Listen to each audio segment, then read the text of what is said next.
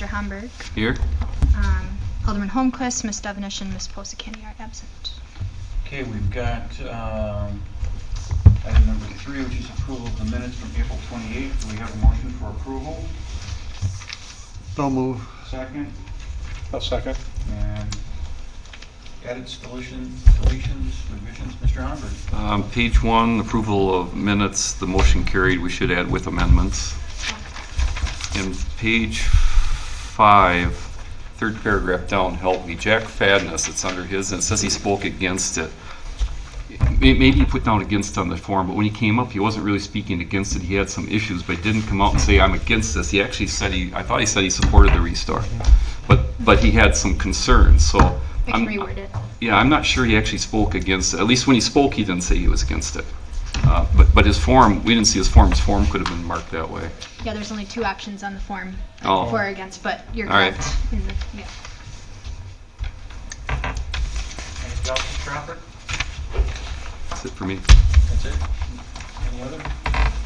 Seeing none, all those in favor say aye. Aye. Aye. Opposed, minutes are carried. Appearances, is there anyone here who wishes to appear on an item not on the agenda?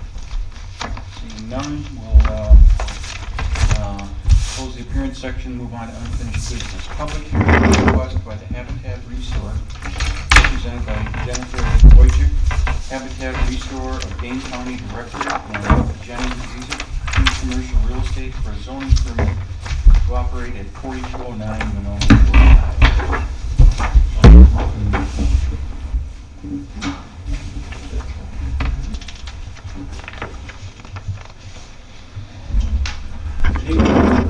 I'm Jim Witter, the architect working with Restore Habitat for Humanity, and I'm here to walk you through the modifications we made, and I'm just going to try to bring up the plans here for you.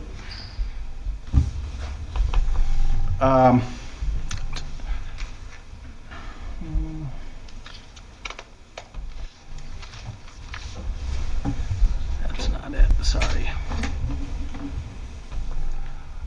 So there were a number of things brought up during our first informational presentation.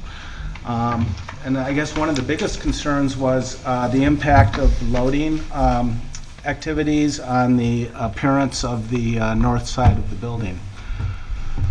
We did a little analysis, and I think it's in your documents, that showed the one truck that Habitat for Humanity Restore uses, and how it can be parked in various spots. We have designated a place for that, and if I can just full screen mode, there we go.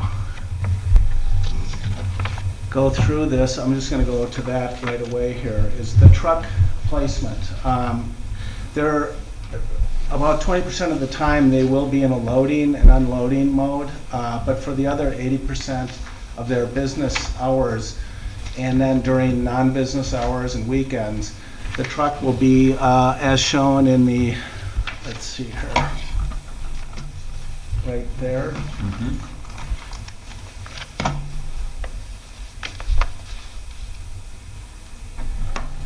So parked behind the building. So this is a view from Monona Drive, really the only view to the back of the building, and it's not, you cannot see the truck from there. So in a sense, we're trying to tuck behind the building all of the material handling, storage, trash, and the loading activities, when except when they're in a position where they have to load or unload the truck. Another thing that I think some of the commissioners raised was the fact that it is one big sea of asphalt on the north side, and that in addition to kind of being unattractive, that it is really a old-fashioned way of dealing with runoff. This evening we experienced probably a 2-inch rainfall, and as I drove here I looked at that lot, and it was ponding around the 2 catch basins that I could see. So we have decided to add the swale that was suggested by one of the commissioners, that is in this location right here. It's also provides us a little easing of that turnaround there, and that would be what is in the business of landscaping called a bioswale, and it is this is representative of what a bioswale looks like.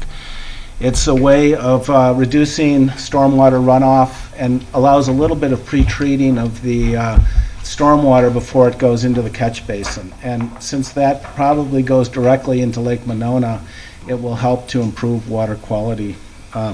Do one step in doing that. The other items that came up were the trash storage enclosure, and this is an example of how we plan to screen the trash area and the material storage and places where free materials dropped off and picked up. And I'll just go to the, so we have the existing storage area, which is 25 by 25 feet, and then this additional area of 25 by 45 feet, I believe. And both, one is for trash, the other is for material storage, and is screened from all sides.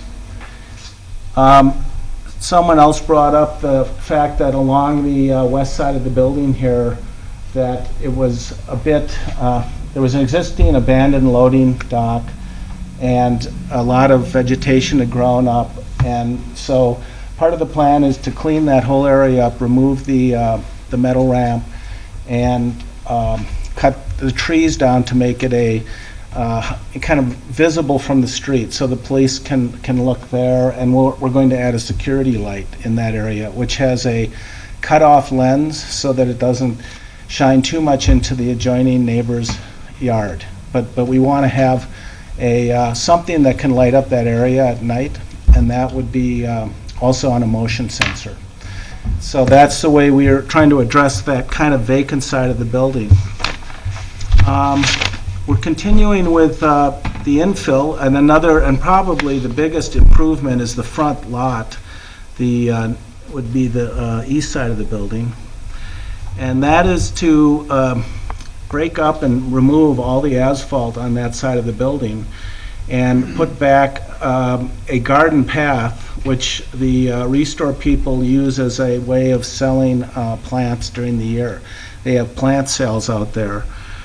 And we're also adding and kind of consolidating some of our landscape improvements into one additional bioswale in this area, which again is a way of pre-treating water in a heavy rainfall, so that some of it can percolate into the soil, and then when it gets to an overflow stage, it will then go into the catch basin. One other item was the phasing of the project, and we decided that we will incorporate all of these improvements into phase one. So this will all be completed at the end of this project. And the items that were outstanding for Mr. Rubin, we will find a way through the purchase agreement to have him contribute to some of these improvements, so that we're up to date on the improvements that were offered in the last turnover of the property. So that's a summary of the way we addressed the comments we heard last time. We feel that we've made some strong improvements to the site development, and ask your approval so that we can go forward with this new store development. Thanks, Mr. Witter. Yes. Is there anyone else who wishes to speak during the public hearing session? Seeing none, I had some comments submitted. thank you. Patricia Smith lives on Winnequa Road, and she had 5 points that she wanted to make sure were addressed. That one, traffic leaving will not turn back onto Winnequa, and she suggested maybe a sign saying right turn only when leaving the parking lot. Number 2 was that deliveries should not be allowed to idle their vehicles, and that a sign might help this. And that had been a problem in the past with the Rubens Furniture business. 3, that the Rubens air conditioner unit was noisy in the past and it took a very long time to repair. I want to make sure that this is addressed more timely in the future. Number 4, the dumpsters have not been tended to in the past. And 5, general cleanliness of the fence line and good appearance. Okay, thank you. And we have noted that on the plans to clean up the sprouts that have come through. Because they're kind of a weed trees, it's hard to really get them out without taking the fence down. So we'll simply maintain them cut back so that it's a clean fence line. Thank you. Anyone else wish to speak in the public hearing? Seeing none, we'll close the public hearing, move on to 5E, which is consideration of action on the request. Sonia. So pre-hearing conference was held on this proposal April 28th, and this is the second hearing, the request for action. And Jim did a nice job going through all the changes, but just to summarize revisions from that first meeting. So one, the enclosure was actually shifted on the property and enlarged even more than it was shown in the last plan. So if there are any questions, maybe you could explain how, what the purpose is in addition to the trash, but also the material storage and free items storage, and how customers might access that if that's the intention. 2 is that paved area was removed and replaced with permeable surface. And 3, the bioswale addition, and that the project will be done in one phase. Thank you. Commissioners, any comments? Questions? Mr. Humber? First question, you mentioned that it was going to be addressed in the purchase agreement. Are you purchasing this property Or not versus leasing purchase, it I'm then? sorry, lease agreement. Okay, that seemed to be a change. Yeah. Do you know what your time frame is, or how long the lease is, how many years, or what your, 7 years? Okay. I only ask because if it was a year or 2 lease, it would be different than if you're going to be there for 7 years. I had a couple comments. One would be, well, first let me start. You've done a great job addressing the vast majority of our concerns. Thank you. Thank you. I think it's huge to get some green space. I think you will love that winding, meandering walkway out front as a place to really show off and be able to do different things up there. I think that'll be a terrific improvement for there. I think the way the truck hides behind the building when it's not in use is just fine. It's really not visible from anywhere. I like the fact that you're incorporating the bio basin around both catch basins. I did have a couple comments on the landscaping. It would be possible to put up the projector overhead? Oh, yeah. Whatever we're going to call it. No, they're going to do it. No. Oh, they in the do it in back. there, yes. You're not supposed to touch that anymore. And what I want to look at is the one thing that site doesn't have, and it's something we looked at with Mr. Rubin before, was in this phase is to get a few more trees incorporated into your part of the site. Mm-hmm. I looked at a couple areas where there are opportunities. First one right here. Can you tell me why you're cutting the pavement like that? Because I'm pretty sure we don't want anybody to come in and just run into the side of that car. Right. I think that the shaded area is infill of the old asphalt. I think the shaded area is what you're intending to landscape, and the unshaded area, I drew this in by hand, it's still the asphalt. But it seemed to me a car coming in, you wouldn't want them coming in the side of this vehicle. No, anyway, you're correct. My thought was you should make more of a normal island here just to protect the side of that car, and this might be an area that would be nice for a tree. Right by the corner, whether it's ornamental or a larger tree, I think you need to look at. One other area, this street tree is not there. And this tree, Really? Okay. no, it's not. And this tree isn't really an elm, it's a honey locust. And it's a pretty open, airy tree, and it's back a little bit further, so perhaps somewhere in here. And the reason I say that is this catch basin is actually right over here, if you look at it. If you go outside this sign that's right there, it's just to the south of that sign. So I'm going to assume that your bio basin or your plantings, your rain garden is going to center around that inlet probably? Okay, yeah, well, we'll fill, I'm just guessing, I'm not telling you that, but I would suspect that would make the most sense. And assuming you center this around there, there's a nice big area here, and with not having a street tree, this would be another nice area for a tree. Yeah. Just because there's nothing there. Now, the one you're not going to like, but something should be along the side of the building. At last meeting, we talked about putting a couple islands out here and some trees or something, and you were really in favor of keeping these stalls because it's where people load and unload. So that's a really important area for you. So what I thought I had was, what about this corner? There's just nothing down here on this area of it. Here, there's quite a few trees actually. This would make talk about that in a minute. But this would be probably the primary, if you're going to cut any more asphalt out, just to try to have something, so coming in alongside this building, it's something on that side of the building. It's a suggestion. This asphalt is actually in through here right now, so is that asphalt that you're intending to take out?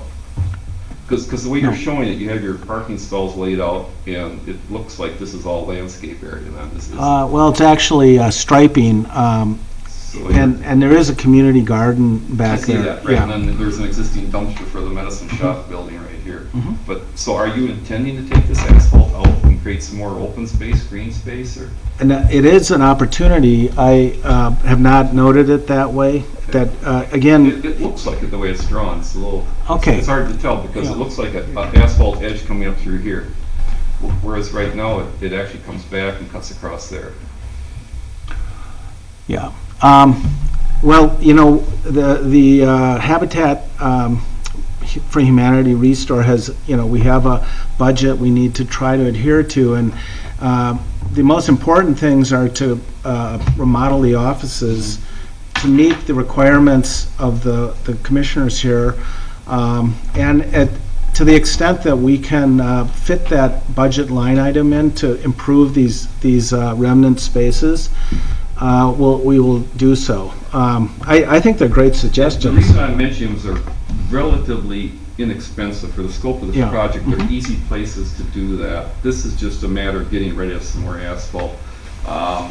You're already here mobilized to take this out. Yeah. This is nothing to change that.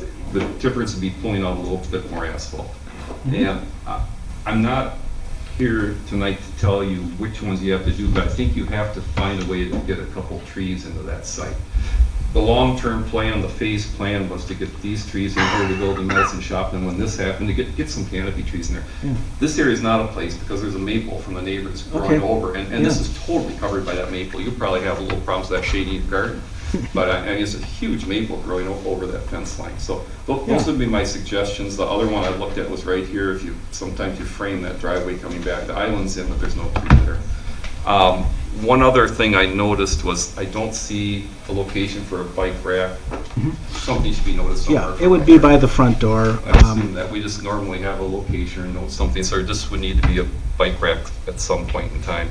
When we do the remodeling plans, I'll be sure that we add bike stands so that people Certainly can. something you just go over with Sonia, Yeah. you know, someplace that's convenient for your customers and makes sense, hopefully be a lot of people biking. In regards to the letter we got, appreciate you forwarding that before the meeting so we could read it. I think we're covering most of it. The right only, I don't agree with. I think the only people that want to turn left out of there is our Monona residents. And we really encourage people to use our businesses. I know when my mom was alive, she would always go the back way to the bank, to other things, and use Monona Drive. She purposely stayed off Monona Drive, especially at certain times of the day, and I don't think we would want to inconvenience people coming from Monona for using this site. Whether it's the medicine shop, there are a lot of elderly coming from the medicine shop going back into Monona too. So I don't see that it'll be a thoroughfare for anybody other than Monona residents trying to get back into Monona. So I disagree with that recommendation. Thank you. Anything else, Mr. Omberg? Good. Mr. Kugel, any? I would agree with everything that Mr. Homburg said. I think you can throw a few more trees in there while you're doing this first phase, and especially if you've got equipment coming in and removing asphalt. There's a couple small areas that Mr. Homburg was talking about seem to be easily accomplished, and I really like all the things that you've done with the new design, or you addressed, as far as I'm concerned, everything that we asked you to do. And I would also agree that I would not be in favor of making it right turn only coming out onto Winnequa. Okay. Because it is, people in Monona are going to use that way. People not in Monona are not going to use that way.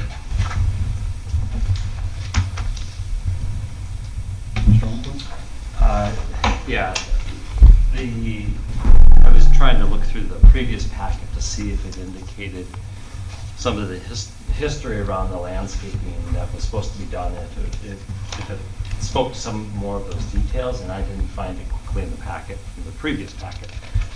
So, I mean, I agree with the piece of incorporating some additional landscape on that side. It would be nice to see what historically, I know it wasn't you as an applicant then, but it was someone else that there was some prior approval and expectation of something to be done. I'd like to see that kind of be the standard for what we expect on that side. The question I had about on the plan, the A101 sheet, the site plan, I think some language just got swapped on these two egress doors. So the Okay. one that's on the northwest corner is indicating that's a new egress door, but I believe that one's the existing door. Yeah, I mean, the door, we That door may right there. inspect just to make sure that it is, meets egress requirements. So we may replace the door, but there is an egress door there. Yep, because the one on the south there Mhm. is a new door that will need to be cut in with steps to grade. So I think, I Yes. just wanted to verify that I was We- understanding these in Mhm. relation correctly. And then the door that would be actually just to the west of the one on the south side, Mhm. right where the two employee parking spaces, Yes, there yes. is an existing door that will be, continue to be abandoned or make operational to exit from office space, but the addition of the egress door that is listed here is really for exit from the showroom floor. So, yeah, well, we will go before, submit plans to the building inspections department, and I'll make those minor corrections at that time.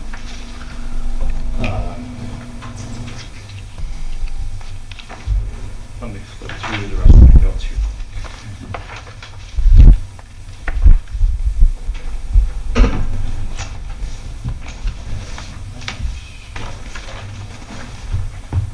Yeah. That was all my notes. Thank you. All right, you're welcome. I apologize for not being here at the last meeting. Aside from the sign graphics, and this only requires a very brief explanation on your part, but aside from the sign graphics, what are the things that you're doing to the exterior of the building elevations? We are, in order to minimize the, well, not minimize, but maintain the aesthetic integrity of the building, we're cutting a new loading dock in the, I'll point to it here. All right. Yeah, I see that. Right here. And if we go to the north elevation,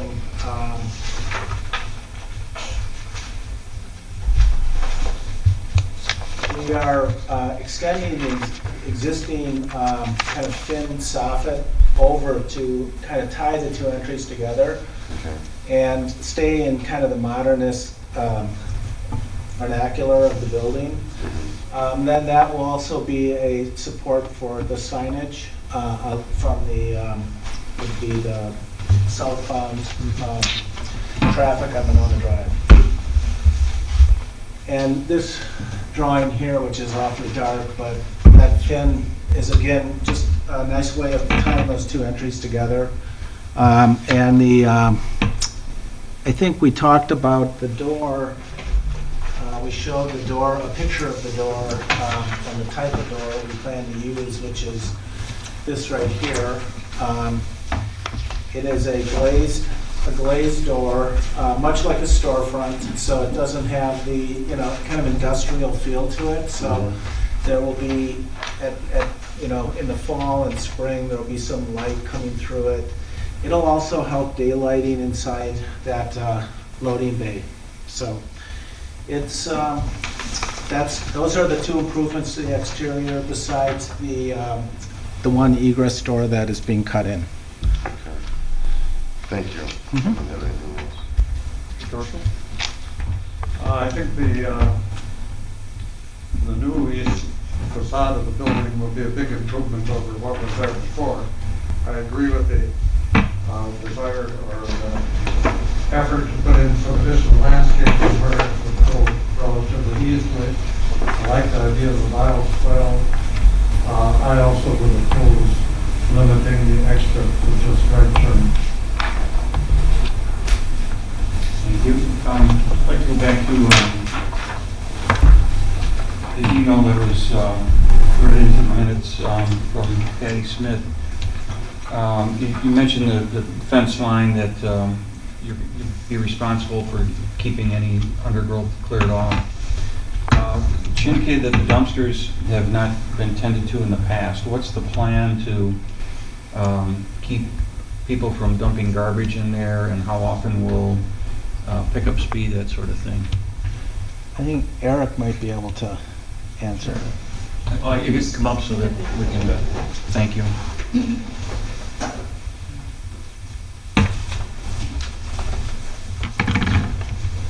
Hi, my name's Eric Nelson. I'm currently a donations coordinator at the Restore East here on Ketch Grove Road right now, and spent some of the time working on the development of the enclosure expansion back there.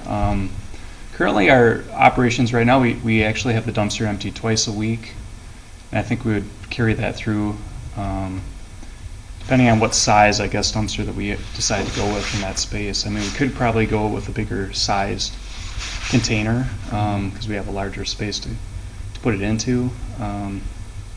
But currently, we have twice a week, and we also have a metals recycling container that we use. That's part of the rationale behind the expansion of the enclosure back there. So we need a space to enclose that and be able to fence it off, lock it up at closing time. We lock it up. Yeah, we'll lock it up each evening. Okay. Recycling is once a week for us, and that seems to keep up with the demand. Thank you. Yeah. On the, she had also mentioned the air conditioning unit that we've had issues with in the past, but what sort of agreement is there for, is that going to be up to you to do monthly maintenance on, or annual, semi-annual maintenance, and keep it in?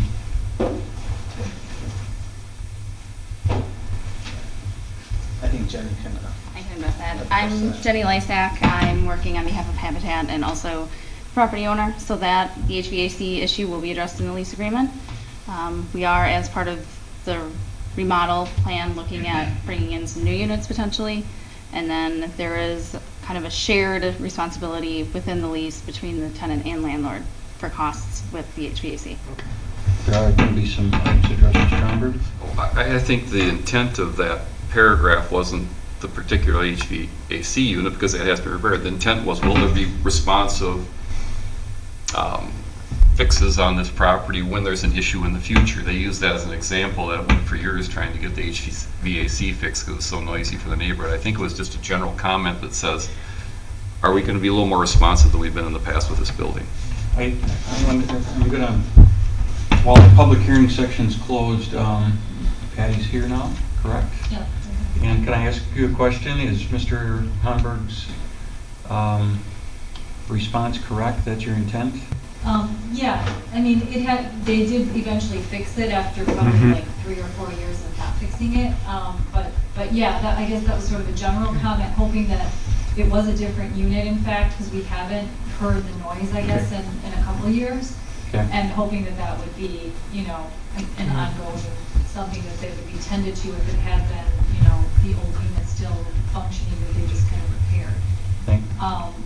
Yeah, so that was sort of a general comment, but also hoping that there was maybe something new in place that we wouldn't have to revisit that, I guess.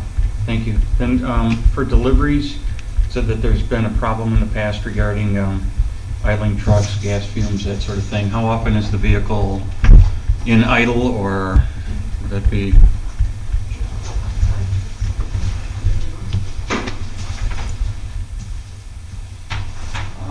Yeah, as far as drop-offs for customers, business and residential, individuals, it's actually really rare for us, I guess, to have anybody park in the donation area and just keep their vehicle idle.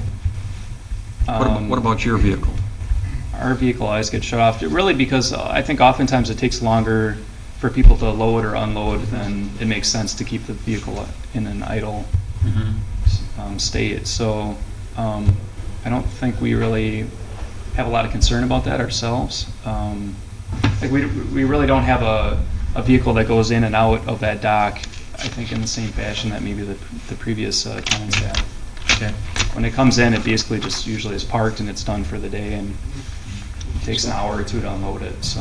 And refresh my memory on the community garden space, how that's going to be used, how it's going to be maintained. So that we hopefully Would don't- like to answer that one. I mean, Yeah. Valerie Johnson, Habitat CEO.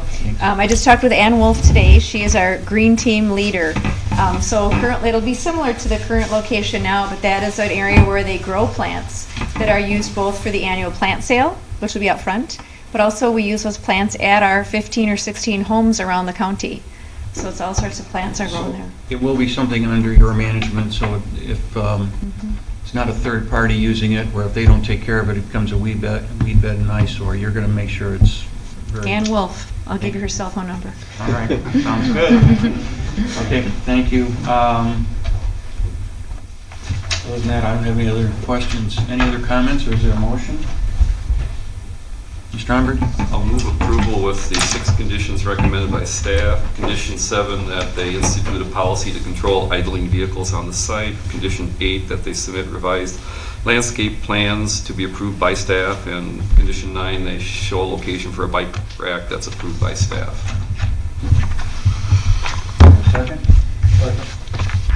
Further discussion, Mr. Stromberg? I left both the bike rack and the landscaping approved by staff, so you could work out some, unless there's, you don't agree. You No, don't- absolutely agree. And the idling policy, just, you're an environmentally conscious firm. I have no doubt about that, but there should be some type of policy on the site so there aren't idling trucks and neighbors don't have to worry about. It's in our employee handbook already. I'm sure it is, but once in a while there'll be a driver that doesn't know about it. And there'll be some way to enforce it that way. Thanks. Any further comments, questions? Seeing none, all those in favor say aye. Aye. Opposed? Congratulations. Thank you. Good luck. When will we shift our allegiance? When will the close take place? Thank you. Moving on to new business, 6A, consideration of action on request by David Berner, Monona Oaks Community Church, for a special exception to allow a second landscape ground sign on the property at 6200 Monona Drive for the entrance to the property from Rose Lawn Avenue. Danzer? All right. Thank you, Mr. Danzer.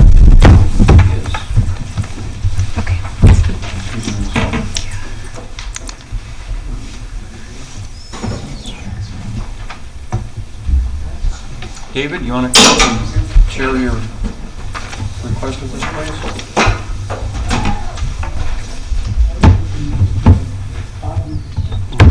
You did that. I did.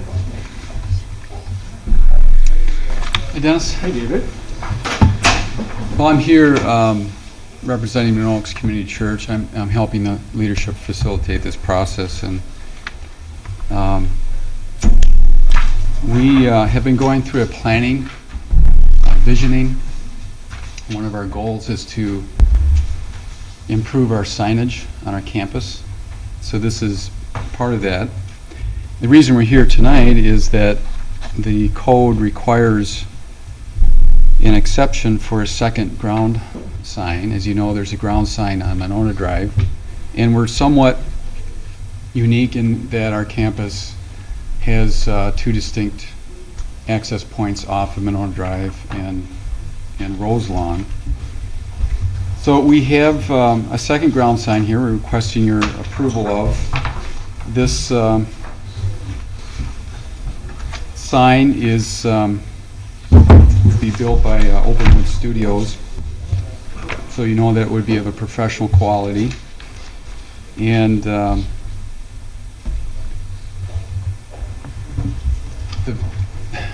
main purpose of the rear entrance is the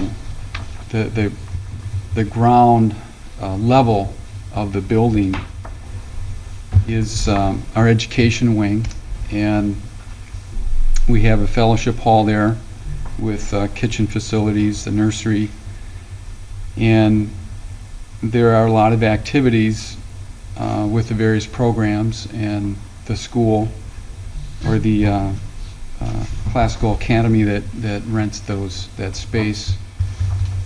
And so a lot of families go to the rear and go directly into those areas. And again, this would be a two-sided sign, and we were careful to meet the city's requirements for in the sign code. The site plan that was prepared a few years ago is part of your packet, and we have we meet the setback requirements. If you want to.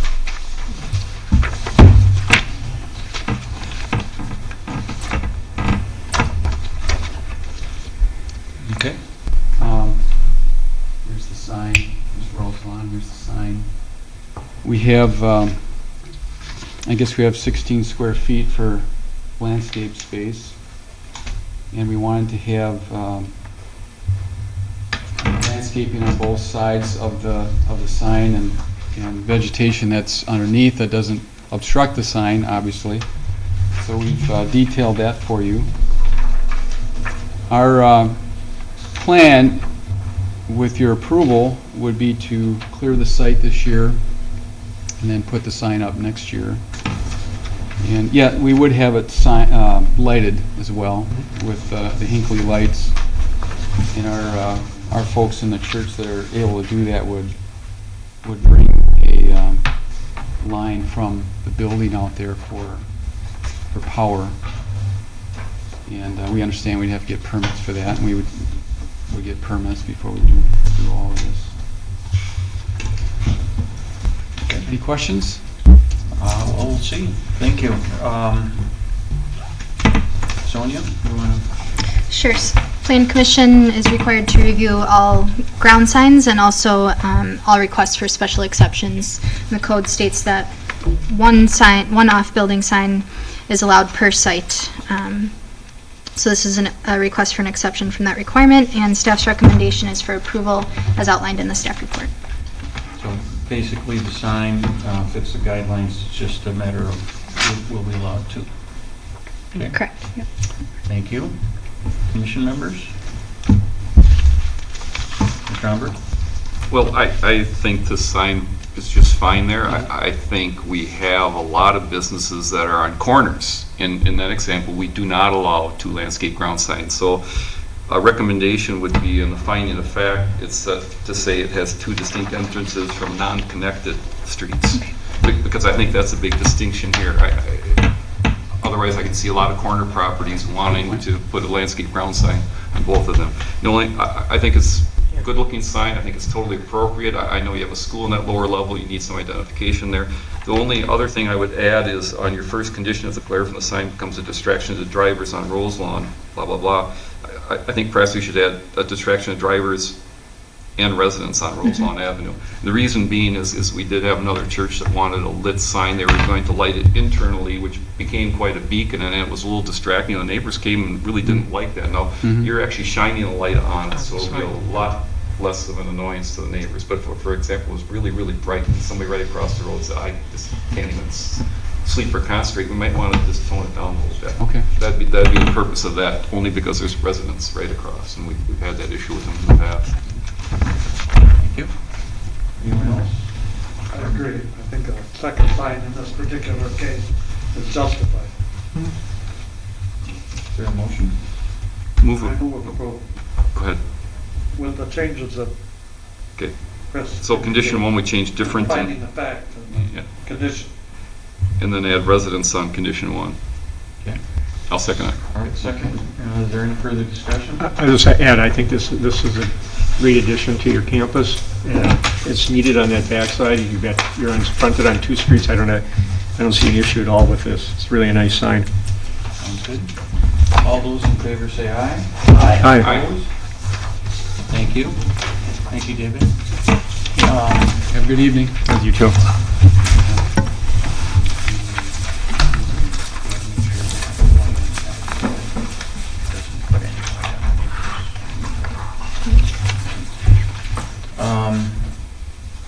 Moving on to 6C, pre-hearing conference on request by Village Lanes, represented by owner Kevin Carey, for a zoning permit for an outdoor seating area at 208 Owen Road.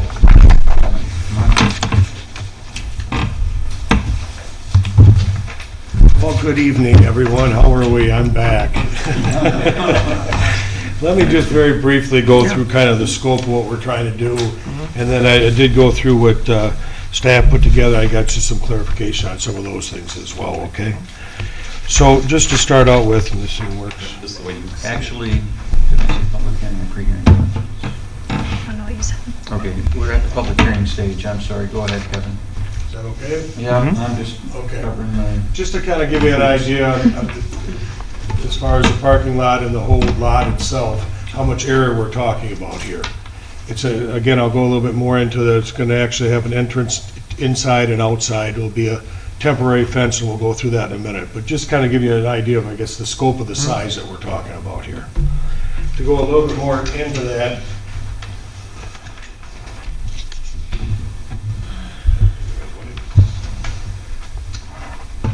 just to kind of show you, this is where right now the two doors on one side of the building exist. We have two other doors on the other side of the building, on what they call the one side versus the 12 or the 13 side.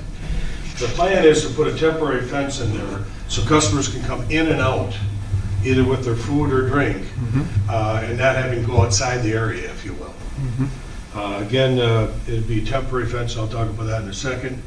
This is where the smoking room presently is that we built in. This is a little misleading. We actually have 13 bushes in this area of different selections. The thought is to actually come off of there so you walk out of the building, follow right down here. We currently have two cement, what do you want to call them? Cement. Bumper block? Yes, to prevent anybody from going in there. We'd follow that right down, so we're not affecting the actual driveway at all, in or out of the parking lot.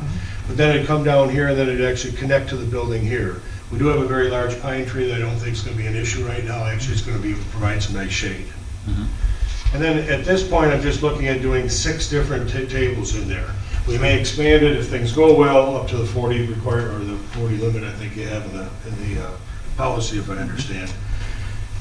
And right now, I currently own a couple with the ARs 10 by 10 tents, and I'm trying to see how this is going to take off before I really invest in it. So I'll probably just put 2 of those up to begin with, but I think the overall result will be umbrellas at each of these tables.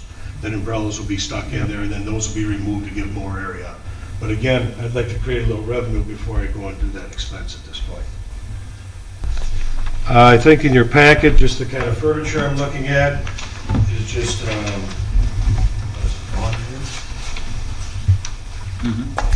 just wrought iron table with, again, a hole in it for the umbrellas, and the 4 chairs go around it. And a temporary fence, I went down and I've been looking at, I'm still kind of actually looking at more options, because right now the only option I have is a white fence. And I'd rather get a darker fence if I could. But with this fence, it's a temporary fence. All the fences like in Menards and all that are permanent, they're stuck in the ground. I'm looking at just having this in here for the summer months and the fall, and then taking it out when the bowling season starts again, or roughly after, I mean, depending on weather really. But these are very nice as far as looking wise. I'm looking at probably the 42-inch high one. I actually like that one on the bottom because it broke it up a little bit. And that's actually like a little message board that you could actually put, like, you know, come inside. Or open bowling hours, or you could do that if you wanted to. But I'm looking at it as more of it kind of breaks up the actual fence itself. It's just not a white picket fence. Now again, my hope or thought is I can find something in a darker color, but if not, this would be the fallback at this point.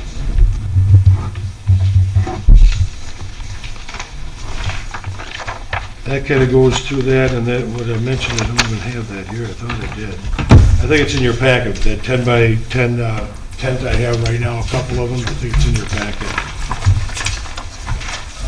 But I just threw up there at the beginning, isn't it, Sonia? He was in the electronic version.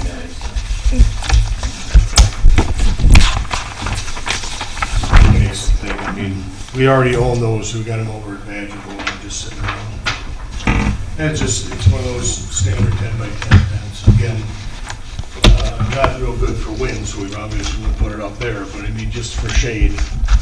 Again, I think we'll move to the umbrellas as soon as I can see that it's actually going to help with the business and have some revenue producing here.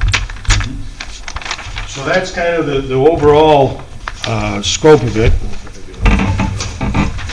Just some things I wanted to clarify a little bit on your notes that were sent.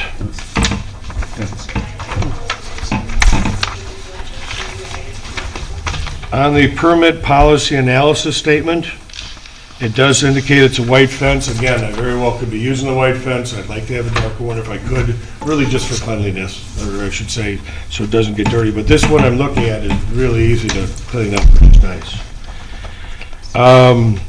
Currently, I'm just asking for 4 tables, 24 seats. If I'd find out that this would be a really hot item, I'd go up to the 40 seats or 10 tables. As far as, again, not immediately, but as we saw some revenue coming in. And then I mentioned about the application's requested allowance of 2 taller tent awnings. I just made a note there that'll probably be umbrellas once we can get some money generated here. That's all on those 2 pages. I'm now under page 2, redevelopment area number 5, under department review. The police chief was concerned about sharing with underage drinkers. I can just let you know what we do now. For instance, if somebody comes up for a pitcher of beer, we have to card each individual before they get a glass. So it's not like somebody can come and get a pitcher and get 4 glasses and take like 3 underages. We will not hand out a glass without that actual ID being seen. Plus, I'm seeing 2 other things. One, we're going to be delivering food in that area, so we'll, not constantly, but we'll definitely be in that area. Plus, part of the security camera, you'll be able to see it inside the bar area. So you can actually see the smoking area and the inside of the bar area and the front desk. It's just on a switcher type thing that would go around. The good news on all that alcohol license and control, I got all those checked off.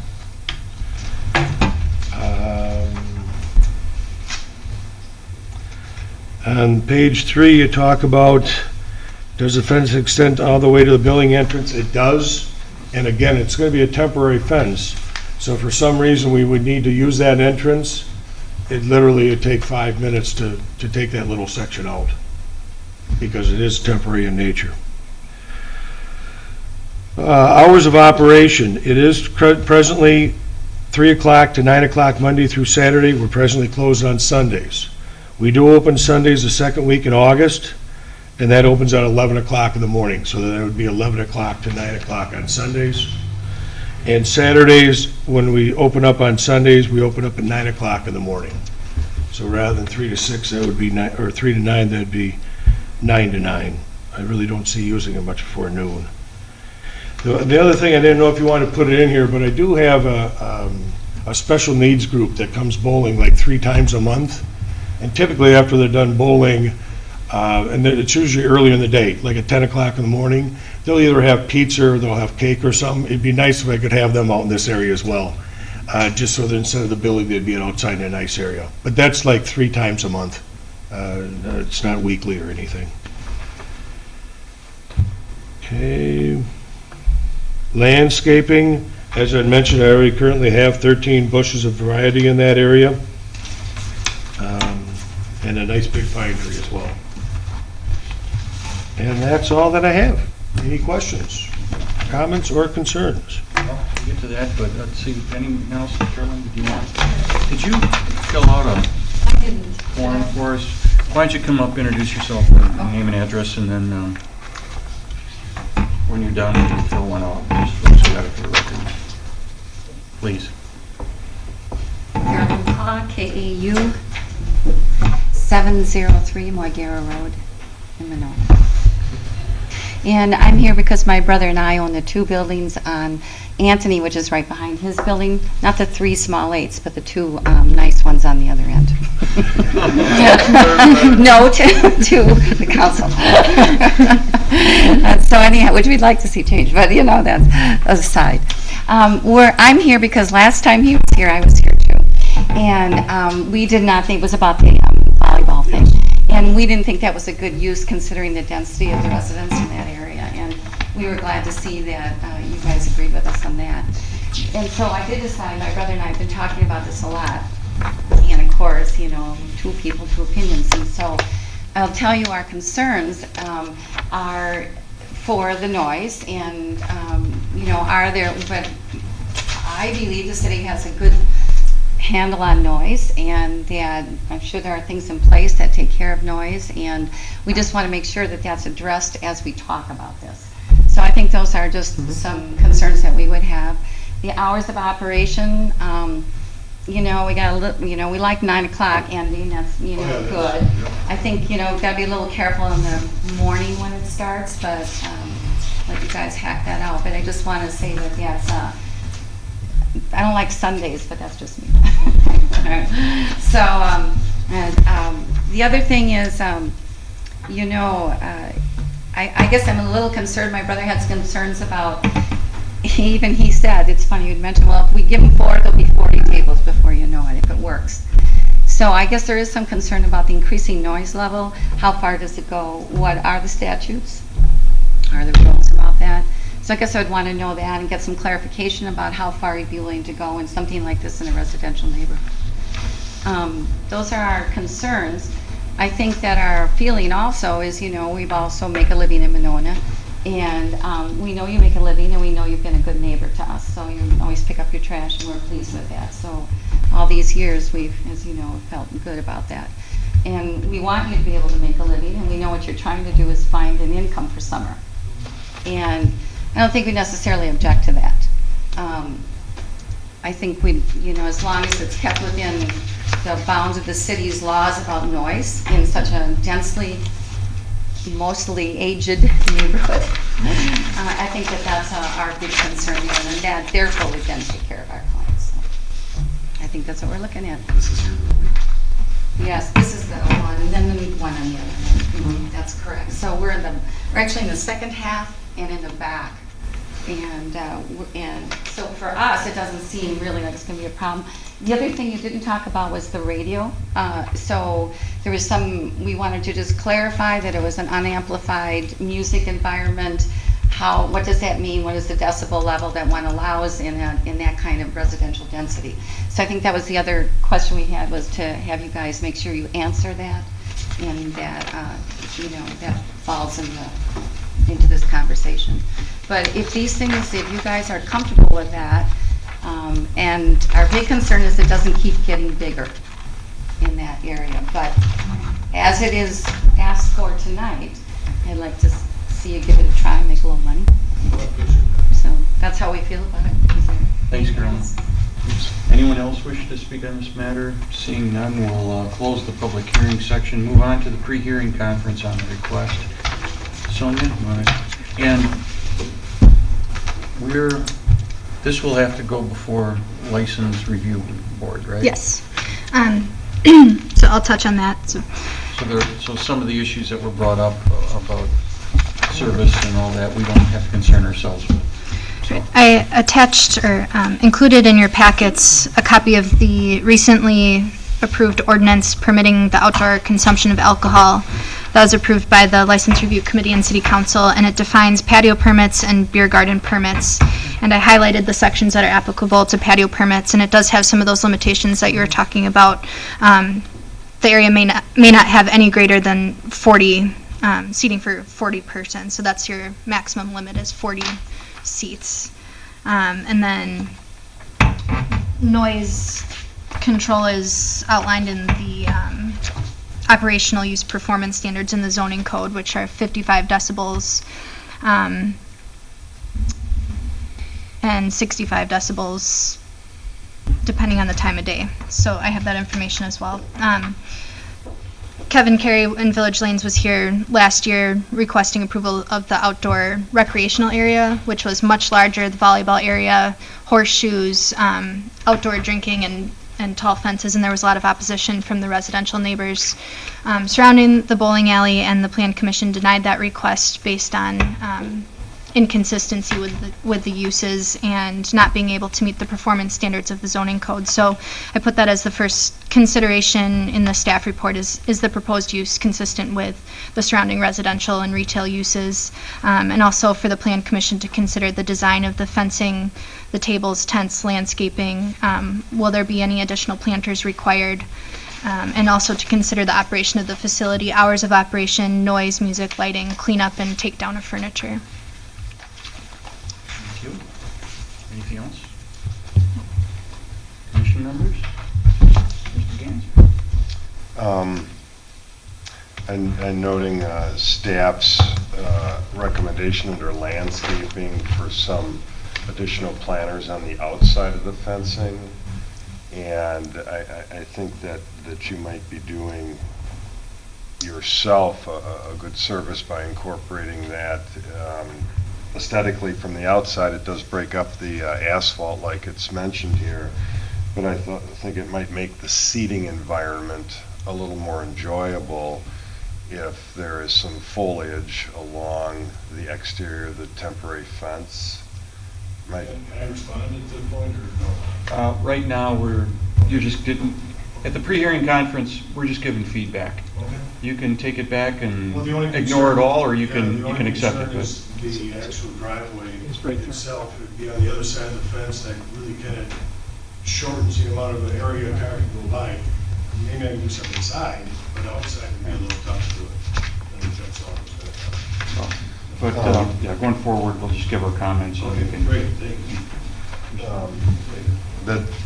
That just speaks to another thought I had. So you're talking about 24 seats initially. The ordinance does allow 40.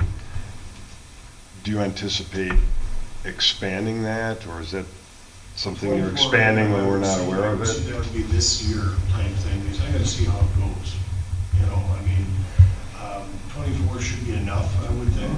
But again, if I get, right now I sponsor, I'm not supposed to I sponsor ball teams every night, two a couple nights. If you get 2 ball teams out there having food, that's pretty much what take up the 24 seats. So is that something, if this is approved at the next meeting with 24, is moving to 40 something that they would have to come back for? The Plan Commission could consider that now, and you could consider incorporating that into a condition of approval when action's requested at a future meeting.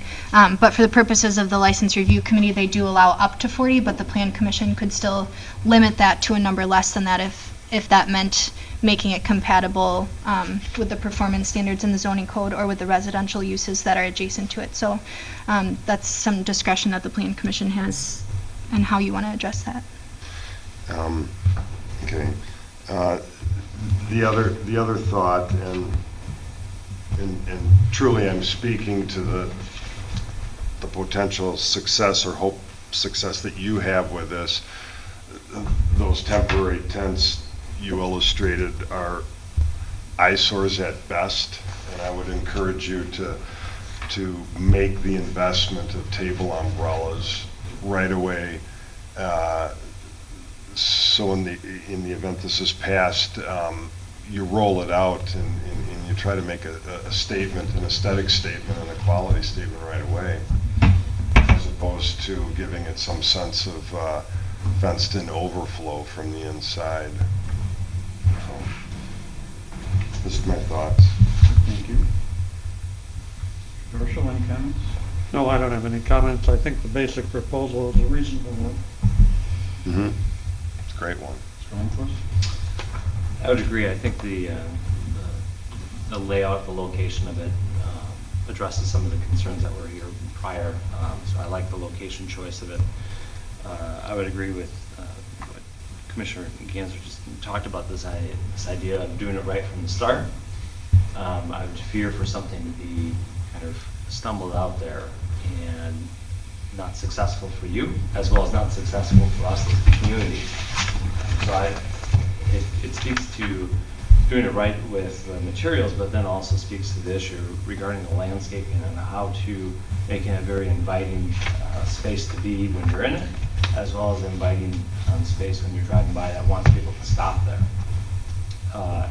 That also then kind of trickles over into the piece about the radio that was indicated.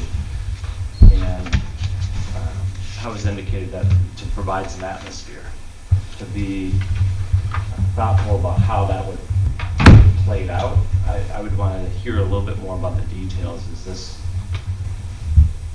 standard radio to me could mean lots of different things, and I'm not sure what that would mean or what that would look like. So I'd want to have a little bit more information on the thoughts around that. If the future idea is, if it was successful and was going to be extended to 40 seats, it would be nice to look at what potential direction you'd be going with that. Would be to extend into the far north side of the corner. Even if we have an idea that way, we might be able to do all of that at one time rather than have a stepped process. So for consideration. I think that's it. Mr. Cogram? I think the proposal is good. There are a couple points. The same one is I would need more information about this standard radio, because my son owns a place, a pizza restaurant bar, and they have speakers outside on their deck that are connected to the radio that plays inside the building. So and I mean you're probably having jukebox playing maybe most of the time, and I guess I don't know if I'd want to see jukebox music played out into that area unless it wasn't very loud. So when you say standard radio, I see a radio sitting on a table out there, and I don't think that's what you probably envision. And then also, I would greatly prefer umbrellas on each of the tables rather than those temporary tents sitting up there. I think they're just going to be a pain for you to take down every night or when it's windy, as opposed to just dropping umbrellas and storing them in the corner. Anything else, Mr. Cool? Mr. Conberg? Yeah, a couple of things. But first, don't we usually allow applicants to come back up? We have a dialogue at a pre-hearing conference, and we can talk and ask them questions. If you have a question for them. Yeah. I was saying before, like if there's a question for them, it's a nice time to talk it out and respond. And if our questions bring up some information from the applicant, it'd be nice to hear from that too. I mean, normally they come back up and join us. The only thing the reason I say come back up is whatever you say they can't hear on TV, unless you're up here. No, that's not good. No. So my thing's number one. Radio. I laughed a little bit when it said it was unamplified radio, because speakers are amplified. There's no sound if you don't. So I don't know how you could possibly have an unamplified radio. It's oxymoron. Plus, I don't think they sell radios anymore. Well, I know, but whatever music's going to be there, unless it's a live performance, will have some type of amplification. So I think for the neighbors, that would be probably the biggest concern. I think overall, I think this is a great idea. I think if nobody ever comes, I think it's a great idea. I think it softens your building, it makes it more inviting. I look at what Mitch Marks did at the Silver Eagle. It's just a better, I'm more inclined to go there, seeing that nice patio area that's sitting there with black fence. You're talking about dark fence. He did black, we're fine with that. But I think that makes it just a much more inviting atmosphere, makes it a softer, greater appearance right at your front entrance. So I think it's an awesome idea. I think you've located it as best you can to minimize any impact on the neighborhood. I think you're opposite most of the buildings. I think it'd be very difficult for that sound to carry over. I think if it is, it'll do it to the 4 unit on the north end there first. And of course, we have 55 decibels at the property, and that's the first thing that will get you. But I share their concerns on a Sunday morning of loud music or something when somebody's relaxing on a Sunday morning with open windows and a cup of coffee. I think for you it's a great idea. I really like this idea for your business. I'll echo having some type of landscaping out there to soften it. I think it'd be a nice place to sit. When I first saw this, I drove over. Before I drove over, I thought, who's going to want to sit there in that big old parking lot? But I went over there and looked, and across the road is Monona Heritage, and you've got some things going on. I thought, this would be fun. If my kid had some event there, I'd come outside and have a soda or beer or whatever and enjoy myself. I think it could really work for you. I want to caution you on the railings you like. The one railing you say you like because you can put messages on it. Well, I don't want to burst your bubble, but we don't allow messages on fences. And if you start scratching them on, then Sony's going to send you letters. So if you're thinking of buying that railing just so you can put messages here and there, that won't work. But to break it up is great. I just noticed you threw in, well, I can put messages on there, and I just don't want you to buy it thinking that you'll be doing that. And my last question is really more for staff, maybe for you. When I drove in there, I thought we had more than 2 trees in the front of that building when we did the last approval. It seems like that one island's really empty. So if you Are could you just. referring to out by the driveway entrance to the site? It's like the island right about in, this is before those islands were put in, but there's an island with a sign here, there's one down here at the tree, one here at the tree, and there's another one right here. It just seemed awful. So if you just, before our next meeting, if we could just get a copy of what was approved there for the landscape, I appreciate it. It just seems like, I don't know, it just seems, that one island seemed empty, and I just thought, but I couldn't recall. But overall, I think it's a fabulous idea. I really do, and I think I hope people would enjoy that in the summer. Oh, I do have one more thing. How are you going to replace those handicap stalls when you have that up temporarily? The plan right now would be, we have posts that, with cement blocks on it that says handicap stall, Right. and I'd move like them right in front of the building. Yeah, you need to do some restriping for that though. So are you going to restripe some right by the front? I'll probably just leave, restriping means for van access. Yeah. Yeah, no, I'd probably just have 3 different, or 3 or 4 different signs that would be for like 2 places, because I'm taking up 2 places with what I'm doing now. Right. Yeah, and you have some excess room actually. You have crosshatching on both sides of the van accessible. You don't need to do that, for example. So you can consolidate some of that. You could do some restriping and gain one of them back there, but you'll have to do something to comply with ADA. And ultimately, that's the federal government in enforcement. But you'll need to do something to replace those handicap stalls where it's up temporarily. And I will do that, but I don't think I've used more than 2. I understand, but even if you do it, if this is successful, hopefully it is, you might want to consider permanently restriping so that this is a patio area with regular stalls. So in the winter when you don't have it there, there'll be regular parking stalls, but so year-round you have the most convenient, accessible stalls available at front door. It might mean you put a couple right here by the front door, you have these down here, but I mean, again, I'm not going to tell you your business, but if it were my business, I'd restripe it so that I'm in compliance year-round, and then these stalls would be regular stalls when you take the fence down. So you'd have no net loss, but you'd be compliant year-round and when you put it up. It's a thought. I also was concerned about the handicap parking, and I think that if you're going to, hopefully this will be successful, and hopefully you'd want to push it out to 40 tables, or the 40 seats. It's not tables, it's seats. Yes. If that happens, then you heard the concerns about noise, everybody's sensitive to that, but you may want to ask now for up to this amount. So if you're designing this space, design it so that it can accommodate the 10 tables. So that, I know you love seeing this, but then you wouldn't have to come back. And that way, if you want to start out with a smaller, you've at least got permission to go to the larger, when it's successful. But again, what we're hearing, I can see this as being an amenity for a lot of people in the neighborhood too. But noise is the key issue here. I think that people are extremely sensitive to that. I had one last question, and I forgot to ask it earlier. It indicated that there will be potentially service for food, but not service for beverage. Well, I know we're going to deliver it. Again, the way that we have it designed, people would actually come in the bar and get their beverage and walk out with it. But then they'd order their food and we'd bring it out when it's ready. I mean, normally we just put it in the bar area and they'd be in there where we'd take the food. That makes more sense. And there'd be more license review as far as how patrons serve.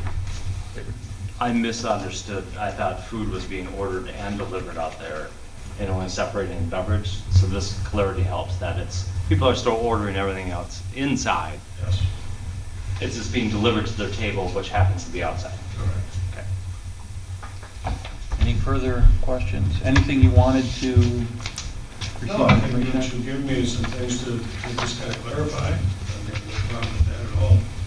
I assume I'll get this list. Yes. That'll be great. All right, thanks. That's no taker in the world. But no, and I can address that, and we can get back together, because sooner the better for me. Good. Thanks, Kevin.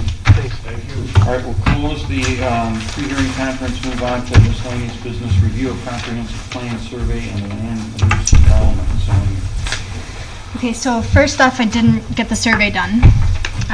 Second, the land use element was done. Items that are highlighted in red text are the changes that were made since the last meeting. So in general, I took out the specificities for certain projects and made things more general, tried to consolidate things where I could and reduce the length of it a little bit. Most of the sections that are included in this element right now are required things. You need to have somewhat of an inventory, and then I explained in the memo that I hope that we would at least consider how this might be more than just an inventory and something that no one will ever look at again, or that might not be useful to someone, but that it's actually a plan that guides how future land use and development happens in the city. So I put a few questions in that memo on the second page that might spark some discussion, or at least highlight on some areas that have been discussed in the past or that have come up that are land use, potential land use changes or conflicts. So that's all I had. Thank you. Commission members, any?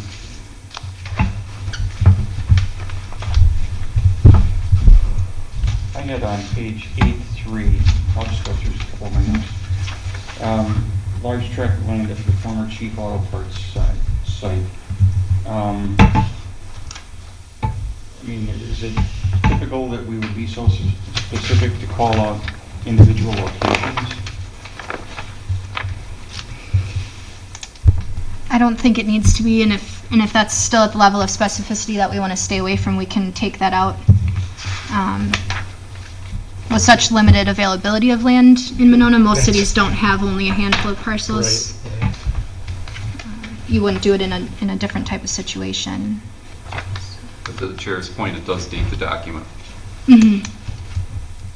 And then in 8.8, in red, we talked about the Brady study, and I'm hesitant to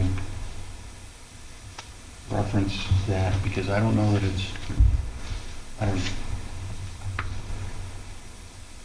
mean, it's true that the study was completed, but I don't know that it's something that we would want to give the indication that we're going to be following the study exactly as laid out. For example, they gave locations for fire station on Monona Drive, taking out taxable property and turning it into community property. So I think that's just an example of some of the things in that study that I'm not comfortable with. So how do we, if we say a study's done, but how do we not make it like that's the Bible, we're going to follow that lockstep? Off with his head. Oh, what is it? Take it out. We've never even discussed it at Plan Commission. We've not even seen it. Yeah, I guess I thought about that a little bit when writing that in there, because it's obviously a land use issue if you're taking out commercial space on Monona Drive and replacing it with a fire station. It's definitely a land use issue, but I didn't know of any history of it being discussed here, how you wanted Make it to more be generic. addressed. There have been land use studies performed as recently as 2012. Don't call out this particular land use study, and that way we're not inferring that it's something we want to follow as part of the comprehensive plan. Yeah, I would agree. Make it more general, but I think it's important to say that we have done a study since this thing was last published, that we have looked into it. There were some good things in there, but there are also I'm sure there are. But it's not adopted policy, and like the chair says. Never saw it here. No. Oh. And then 8.12, the first large paragraph there, we're pretty specific, and we're calling out certain locations blighted, or at least I understand what the term means, but do we want to get into that recommendation for specific spots that just something for the commission to consider. I'm just going through my comments. Which one are you concerned about? Retail business block between Winnequa and Parkway, which includes the former Kohl's. 8-12.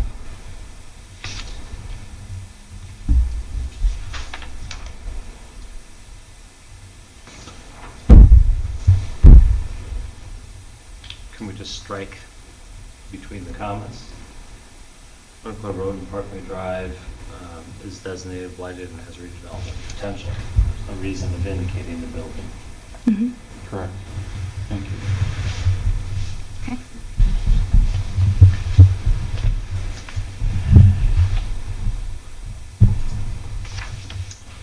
Uh, 8.4, 6 foster relationships.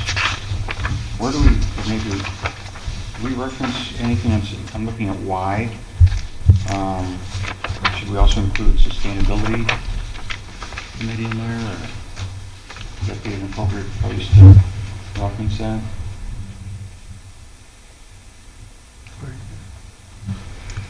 If you included it under Y, people might get the perception that redevelopment plans and new development plans should go to sustainability committee, which I don't think that's necessarily the appropriate body to go to. But if you want to just get sustainability committee in there as an ongoing relationship and discussion about land use issues. I think that they're the, on the shoulder, given the little bird on the shoulder that's talking to a number of different communities, or another number of different committees and commissions. So where would you put something regarding sustainability on? It's on 813. Where are you? 813, land use and sustainability. Sustainability land use visions there, and a number of things about it. And then objective 3 on that page 8-13, incorporate sustainability considerations and evaluations and decisions made by the Planning Commission. Okay, there you go. Okay. That's more appropriate. Thank you. That's about all I got. Question, since we're on that, incorporate sustainability issues, 813, you go back to 814, then one of the policies was to improve our stormwater management through effective zoning, administration, and site plan review. I'm not sure what that means. That I took right out of the land use section of the sustainability plan. I'm sure you That did, but came that's here. not something we came up with. So I'm still not sure what the sentence means. Okay. Because improve stormwater management, is there a specific, is there somewhere we're lacking, or is there something we haven't been doing? Why did that come up? Why can't we just say continue improvement of stormwater management? Right, it makes it through our sound like system. we're derelict in Yeah. something, and I thought we were pretty much at the forefront with most of our stormwater regulations. We actually are. Mhm. So I'm wondering, that leads me to think that we're derelict somewhere when that sentence comes out the way it's worded. Okay. And we can always improve, I'm just, it's... So, Dennis, what was your... I would say something like continue to implement effective stormwater management through our current, zoning codes and site plan review, or whatever you would refer to. I don't know if it's accurate. Continue to improve stormwater management Yeah. through, that would be pretty simple. We've been trying really hard to do that. And under our performance zoning, we've been able to push a little harder than we could under other types of zoning. So I think we've been trying to do that all along.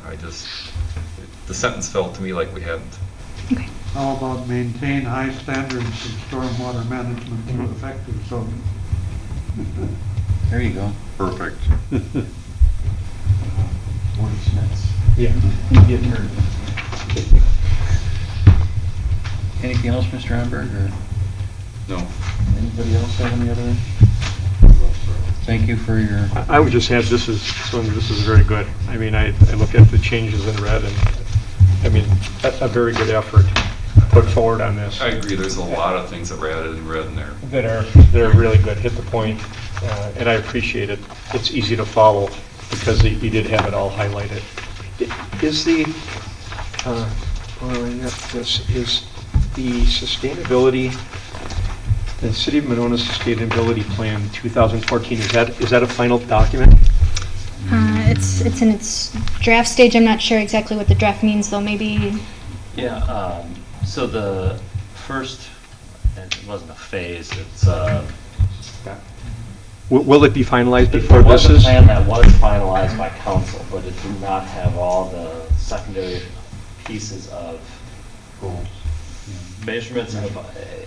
They haven't collected all the data yet. It was like the first step to say, these are the main areas, these are some of the points.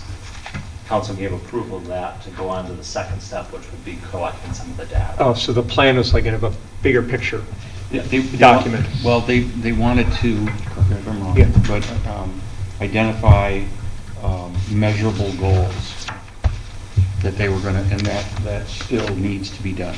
And I think what you're getting at is, will that be done before this is finalized? Yeah, exactly. So that we can state in here that that's done. And if not, Do we leave it draft, or? Can we get it done by the time this is done? While we're doing the rest, I'll pull it up and figure it out. Okay. That's an active discussion. I don't know if I don't know if those, the measurables have to be in this document. No, I don't mean that. It's reference to the, Yeah. I'll shut up, go ahead. No, that's fine. I just don't. Oh, no, I don't want to put the final measurables in details. here. I was just asking if we were saying there is a 2014 City of Monona Sustainability Plan. I'm just saying, is it draft? Or is it? Has it been finalized? If it's finalized, fine. If it's going to be finalized before this gets published, that's fine with me too. But if it's still a draft when this gets published, we should probably say the draft 2014 City. Plans in development. Yes, plans in development. Okay. Could I ask about one more policy, since we're on that part we got the letter T on the last page? Discourage the development or redevelopment of facilities that promote excessive traffic. Yet one of our goals is to get destination businesses on Monona Drive, which would be promoting excessive traffic. We wanted to get them into Monona Drive. We're trying to encourage people to come here and shop in all our small businesses, and at times I can see that might be where we want to get this business that has a lot of traffic, because they're bringing people into Monona. So that could be in direct conflict with some of the things as Plan Commission that we want to promote, which is the health of our businesses. Yeah. But we want good traffic, we don't want excessive traffic, that creates disproportionate traffic hazards. I understand, but I can see that being used as a tool against some Yeah, can do. destination-oriented business. And I'm not sure how to reconcile that. What if you, I think it leaves an awful lot of room for discretion in terms of what you view as disproportionate traffic. I just, what if you took out that promotes excessive traffic and, so it would read discourage the development or redevelopment of facilities that create disproportionate traffic hazards? I don't like that either. I could never agree to this. I'm glad you pointed that out. What if Cabela's wanted to put their building up where Chief's Auto was? Everybody would be driving there. Is that something that we would discourage in our city? Sonia? I think if you took that out, that whole item T, and there was a land use proposal that came forth that had a lot of traffic, you would still have some protection, because you'd have R, provide compatibility with adjacent uses, S, inconsistent land uses. That one's more about buffering with aesthetics, but, and the performance standards that are in your actual land use tool zoning. as well as earlier here, we can require traffic studies if we feel is appropriate. Good, so it's out? Well, I just don't want it to be used as a tool for this I agree. destination retail business that's going to bring people into our commercial sector, because I think that's important. I think our small businesses all just... It might be an employment base that comes in and Could be. creates traffic. Could be, and they could have all kinds of transportation modes that they use to get to work, including a number of automobiles. Yep. Anything further on this? Well, I have the answer to the previous question. So what was approved was the general document that had the different areas that indicated the large objectives within each area. The next steps, which was the 2014 action step, was to look at the metrics, gathering of the metrics to be able to create goals and identify more specific strategies for those goals. Okay. Once that was done, that was going to go back for a second approval step to indicate, hey, this is the new information we have. And these are some of the strategies attached to that. So I assume that will not be done, those steps will be this whole year is my guess. It might just be in development. Yeah. Okay. Anything else? Okay, thank you, Sonia. And you mentioned in the memo that we're running a little late. Do we have a revised schedule that brings us back to task? Are we going to have any special meetings in order to accomplish that? There's no finite deadline that we need to meet. As long as we're in the process, we're going to be okay, but I just want to make sure that we're doing something on a regular basis so that we don't fall behind, and we're going to be busy with other projects coming up, so keeping us on track. Well, that leads right into 7B, which is staff report regarding status of development project proposal. Okay, while we're on the comp plan, the next step will probably be that survey and the natural resources element. Village Lanes will come back for their second review. We have a new 7,000 square foot addition at the Gunderson Funeral Home, which also involves some shifting of parking spaces and green space, and they've submitted plans for the next meeting on June 9th. The WIDA apartment proposal for the low-income housing tax credit project on East Broadway is moving forward. They're going to be looking to submit plans for the second meeting in June 23rd.